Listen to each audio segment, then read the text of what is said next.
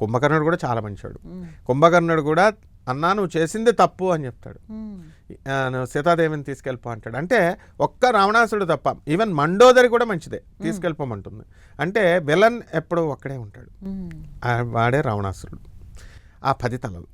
Okay, నా ఇప్పుడు కుంభకర్ణుడికి ఏం చేశాడు? పుణ్యాత్ముడు కాబట్టి అతను, కానీ అన్న మాట వినాలి, అందుకోసం అన్నగారి మాట కోసం ఆయన యుద్ధం చేశాడు.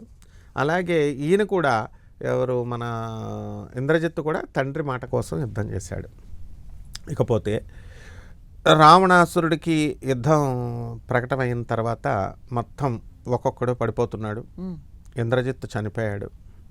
చనిపోయిన తర్వాత మొత్తం ఆల్మోస్ట్ ఇంకా అందరూ అక్షయ్ రావణాసురుడు మొదట చిన్న కొడుకు అనమాట, అతన్ని చంపేస్తాడు, అక్షయ్ కుమారుడిని.